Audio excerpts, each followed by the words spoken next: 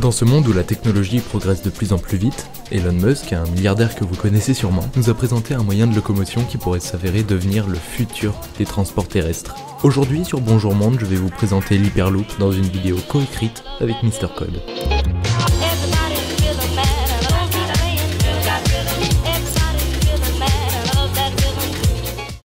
Qu'est-ce que l'Hyperloop ?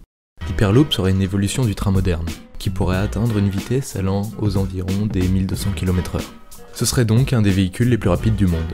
A titre de comparaison, un TGV actuel ne va qu'à 320 km/h et un Airbus A380 ne dépasse pas les 900 km/h pour ses vols de croisière. Notre bolide aurait, selon les théories, la capacité de relier Paris et Marseille en 45 minutes, soit un peu moins de 4 fois plus rapidement qu'avec un TGV. L'Hyperloop serait composé d'une navette pouvant accueillir jusqu'à 28 personnes, et c'est là le seul défaut que nous pouvons apercevoir. Un TGV peut accueillir jusqu'à 500 personnes et un Airbus A380 entre 500 et 800.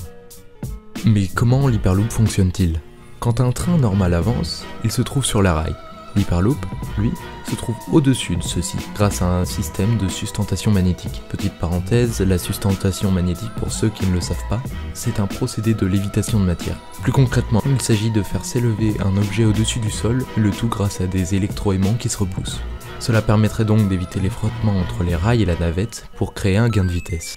Et le tout à l'intérieur d'un tube avec une pression très basse afin de limiter les frictions entre l'air et la navette, ce qui permettrait donc de nouveau de faire gagner de la vitesse au train 2.0.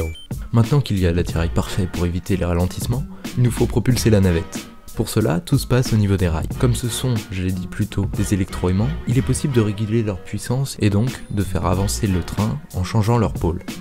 Et ça deviendrait quoi l'Hyperloop ? Sorti tout droit d'un film de science-fiction, ce train futuriste pourrait bien exister réellement. De nombreuses sociétés se sont d'ailleurs attelées à sa réalisation. Quand j'ai évoqué que la navette ne pouvait contenir que 28 personnes, j'ai omis le fait que l'on pourrait en mettre plusieurs à la suite, ce qui rendrait le moyen de transport disponible à tout le monde, pas qu'aux plus fortunés. Elon Musk a dit dans un de ses communiqués qu'un billet ne devrait pas coûter plus de 20 $. De plus, un train ne fonctionnant qu'avec de l'électricité serait un super atout écologique. Par contre, j'ai peur que le paysage soit un peu plus déformé avec ces immenses tubes qu'avec les rails discrets de nos trains. Et pour les accidents, l'Hyperloop les éradiquerait. Se trouvant dans un tube fermé, il ne sera pas possible que la navette déraille ou percute quelqu'un se trouvant au mauvais endroit au mauvais moment. Dans quelques années, l'Hyperloop fera-t-il partie de notre quotidien ? Aura-t-il remplacé les moyens de transport actuels avec la voiture autonome ? Tant de questions auxquelles seul le temps pourra nous répondre. Je ne vous retiens pas plus, c'était Bonjour Monde. Au revoir et peut-être à bientôt.